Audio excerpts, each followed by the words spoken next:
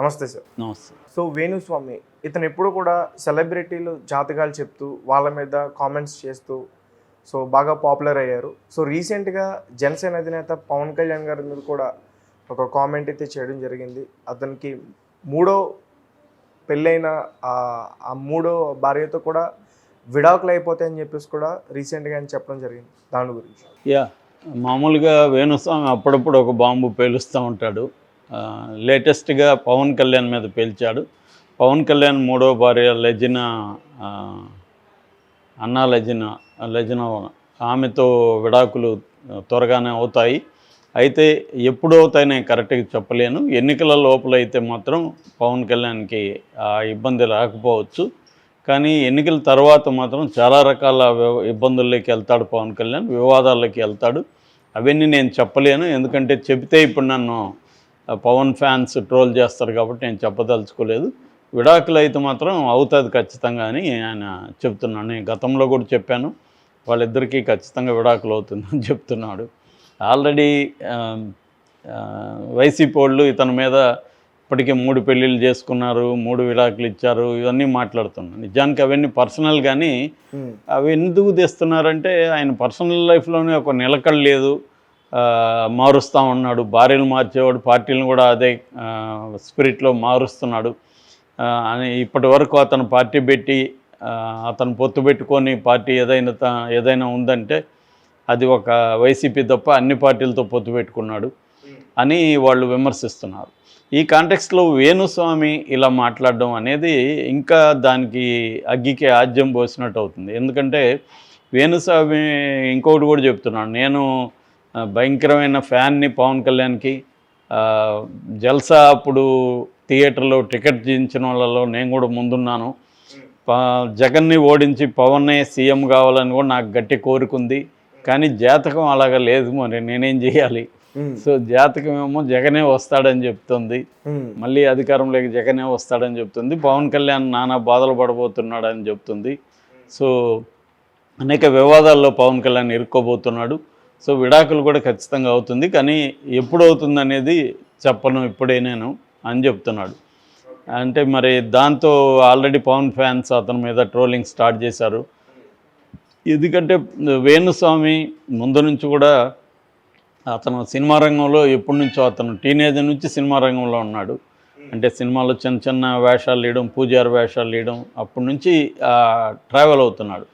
So అతనికి అర్థమైంది ఏమంటే లాంగ్ బ్యాకే మనం సెలబ్రిటీల ద్వారా మనం పాపులర్ అవ్వచ్చు, కాంట్రవర్షియల్ స్టేట్మెంట్ ఇస్తే మనం పాపులర్ అవ్వచ్చు అనేది చాలా అర్లీగానే అయింది.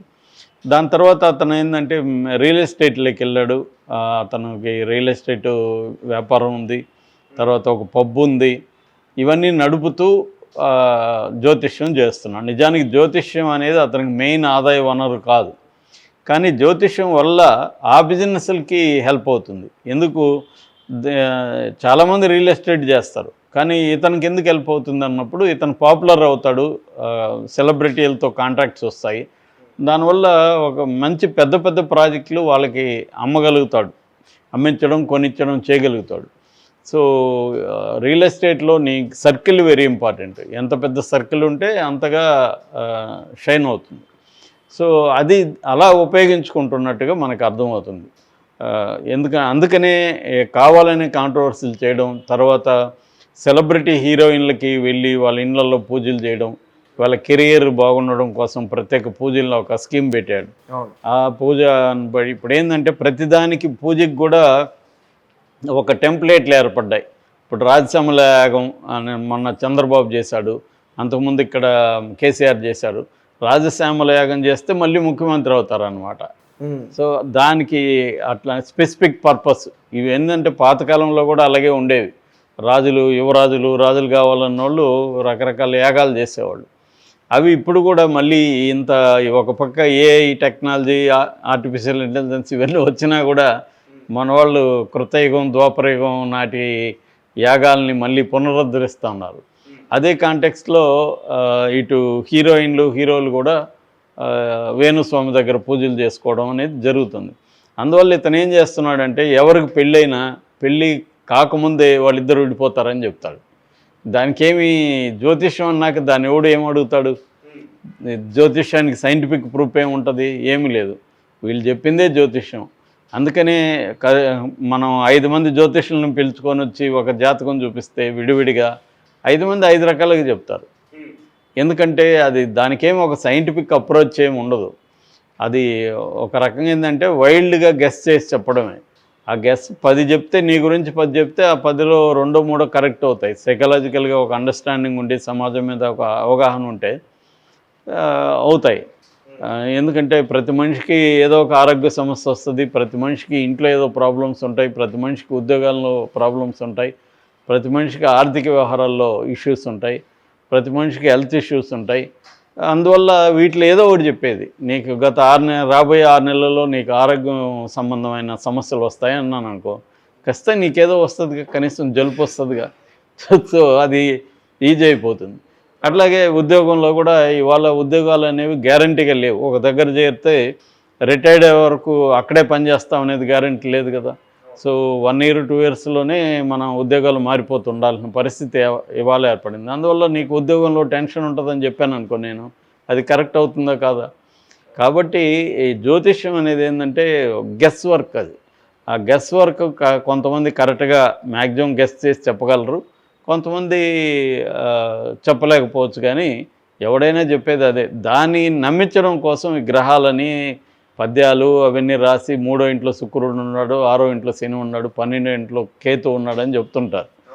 సో ఇదంతా ఏంటంటే ఒక జార్గాన్, ఒక లాంగ్వేజ్ ఉండడం ద్వారా కామన్ పీపుల్ని ఒక భయభ్రాంతం చేయడం. యాక్చువల్గా పంచాంగం ఇవన్నీ ఎందుకు ఏర్పడిందంటే మన దేశం ఋతుపవనాల మీద ఆధారపడిన సైక్లిక్ అంటాం, ఋతుపవనాల మీద ఆధారపడిన వ్యవసాయం.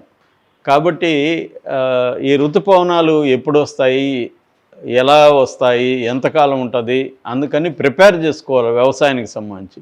ఇప్పుడు రాబోయే వర్షాకాలానికి ముందే మనం ప్రిపేర్ చేసుకోవాలి, విత్తనాలు ప్రిపేర్ చేసుకోవాలి, గ్రౌండ్ పొలం ప్రిపేర్ చేసుకోవాలి, దానికి పెట్టుబడులు ప్రిపేర్ చేసుకోవాలి, ఇవన్నీ చేసుకోవాలి. కాబట్టి పంచాంగం అనేది ప్రధానంగా ఆ కర్తవ్యంతో వచ్చిందని చరిత్రకారులు కోసంబి లాంటి వాళ్ళు డీటెయిల్గా వివరించారు మనకి.